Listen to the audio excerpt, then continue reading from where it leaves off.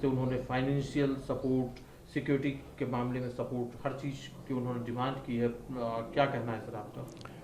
एक डूबता हुआ व्यक्ति किसी भी धागे को भी पकड़ना चाहता, पत्ते को भी पकड़ना चाहता, इस आशा में कि वो बच जाएगा। मेरा ख्याल है ज़मीनी स्तर ये है, ग्राउंड जीरो पे जो परिस्थिति है कि बहुत दिन तक अब मिस्टर जेलेंस्की नहीं सर्वाइव कर पाएंगे, मतलब वो सत्ता में नहीं रह पाएंगे। वो एक हारी हुई लड़ाई जीत रहे हैं। उन्होंने अपना प्रेस्टीज इशू बना लिया है इस लड़ाई को। वो जानते हैं कि अमेरिका पैसे से तो थोड़ा मोड़ा मदद कर देगा, लेकिन इक्विपमेंट सप्लाई कब आएगा ये भगवान जाने, कैसे आएगा भगवान जाने। और boots on the ground soldiers तो भेजेगा नहीं। नो फ्लाई जोन के लिए यूरोप ने मना कर दिया है। तो वो जानता है कि लड़ाई मिलिट्री से होती है, लड़ाई पैसों से नहीं होती है। एक $500 लगा के आप दुश्मन को नहीं परास्त कर सकते। आपको इक्विपमेंट चाहिए, जवान चाहिए, सोल्जर्स चाहिए, वो तो अमेरिका नहीं दे रहा है। तो मेरा ख्याल है मिस्टर जेलेंस्की इस बात को जानते हैं, लेकिन वो सोच रहे हैं कि बार बार अपील करो, कभी तो हृदय परिवर्तन होगा। लेकिन हृदय परिवर्तन मुझे नहीं होता है होगा, और ये काउंटडाउन उनका शुरू हो गया है। हार निश्चित है। वक्त जितना लग रहा है वही ताज्जुब की बात है, लेकिन मेरा ख्याल है बहुत जल्दी से 3 से 4 दिन 5 दिन में, क्योंकि सिविलियन रेजिस्टेंस जो उन्होंने मिस्टर जेलेंस्की ने उसका जो हथियार के रूप में इस्तेमाल किया है, सिविलियंस को टैंक के सामने खड़ा करना, ये सबसे थोड़ी गति धीरे हुई है। लेकिन कब तक, कब तक? सर, जो आप नो फ्लाई जोन की बात कर रहे हैं, प्रेसिडेंट पुतिन ने भी आगाह कर दिया है तमाम नाटो देशों को या यूरोपीय जो दूसरे देश हैं उनको कि अगर नो फ्लाई जोन अगर कोई देश घोषित करता है तो उसे भी इस कॉन्फ्लिक्ट का हिस्सा माना जाएगा और उससे उसी तरह से ट्रीट किया जाएगा। क्या कहना है सर आपका? एकदम। देखिए, नो फ्लाई जोन का मतलब है कि रूस का कोई फाइटर जेट यूक्रेन के एयर स्पेस में नहीं आ सकता। और कैसे नहीं आ सकता? जब यूरोप के और अमेरिका के फाइटर जेट्स उसको चुनौती देंगे, भगा देंगे, तभी तो नो फ्लाई जोन होगा। वो तो घुसेगा, तो घुसने के लिए उसको भगाना पड़ेगा। तो यदि जो ही यूक्रेन के एयर स्पेस में ये समूह का फाइटर जेट आया, तब तो आपने लड़ाई ज्वाइन कर लिया। आप शुरू से कह रहे हैं हम लड़ाई में हिस्सा नहीं लेंगे, हम ट्रुप्स नहीं भेजेंगे, लेकिन आपने फाइटर जेट भेज दिया तो आप तो लड़ाई में तो जुड़ गए। तब विश्व युद्ध नंबर 3, वर्ल्ड वॉर 3 होने से कोई नहीं रोक सकता है। और तब इस युद्ध का बहुत भयंकर रूप होगा, न्यूक्लियर ऑप्शन इस्तेमाल कोई देश करेगा तो मेरा ख्याल है अमेरिका भी इस बात को समझता है, और मिस्टर पुतिन भली बात ही जानते हैं कि ऐसा अमेरिका को और नाटो को हिम्मत नहीं है ये करने का। तो और बार बार मिस्टर जेलेंस्की कह रहे हैं नो फ्लाई जोन करो, नो फ्लाई जोन करो। कहाँ करोगे? आप कहाँ से आशा कर रहे हो? कितनी बार काट की हाड़ी चढ़ाओगे? आप तो बार बार आपका निवेदन वो ठुकरा रहे हैं। फिर भी आशा एक ऐसी चीज़ है कि वो पीछा नहीं छोड़ती, साथ लगी रहती है।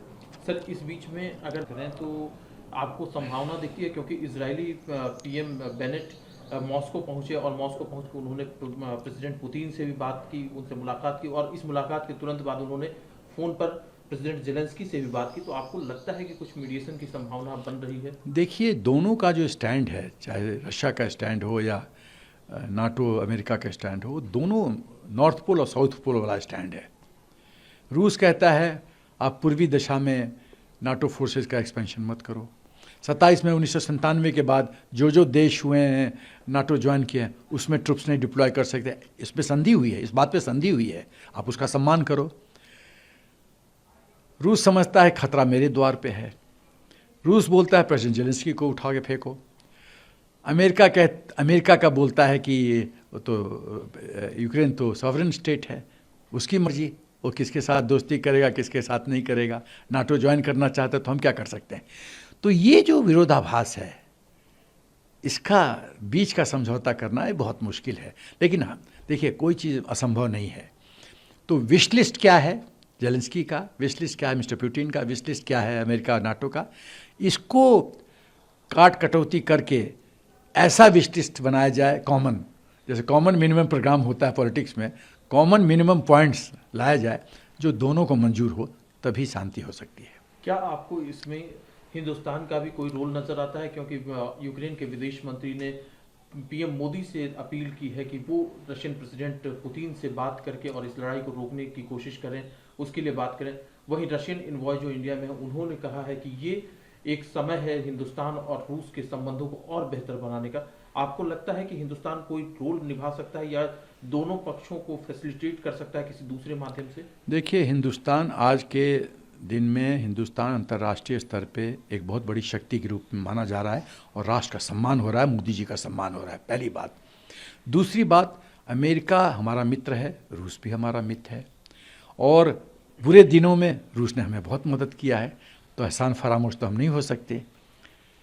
कई बार रूस ने हमें मदद किया है, तो वो तो जो कर्ज है वो तो लौटाना पड़ेगा समय समय पे।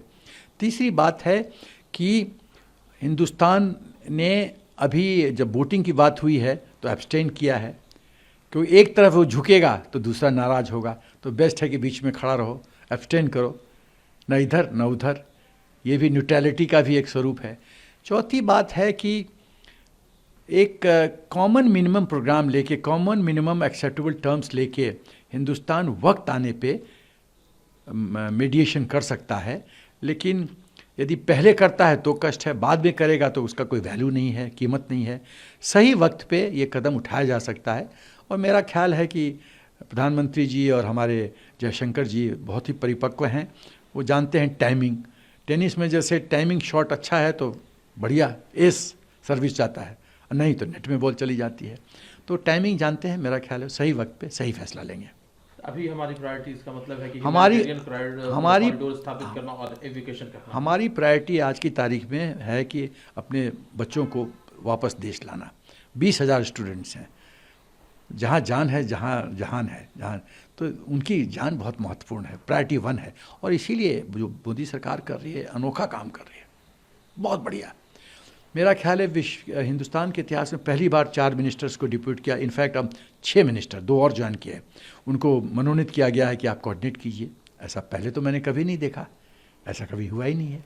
और किस गति से, देखिए, जहाँ तिरंगा देखते हैं रशियन सोल्जर्स बोलते हैं मोदी जिंदाबाद, हिंदुस्तान जिंदाबाद। ये हमारी पहचान बन गई है। एक तिरंगा एक शक्ति का स्वरूप बन गया है यूक्रेन में। यहाँ तक कि मुझे तो पता चल रहा है कि पाकिस्तानी भी हिंदुस्तान का तिरंगा उठा के और अपने आप को बचा के निकल रहे हैं। तो जो महुआ कहती है तिरंगा उठाने वाला कोई नहीं होगा, उसको यूक्रेन का दृश्य दिखाना चाहिए कि पाकिस्तानी लोग तिरंगा उठा के इस्तेमाल कर रहे हैं। ये तिरंगा का वैल्यू हो गया है, तिरंगा वीज़ा से भी मजबूत हो गया है। तो ये प्रायोरिटी है और जब सब बच्चे आ जाएंगे वापस, तब वो वक्त होगा हम लोग को मेडिएट करने का।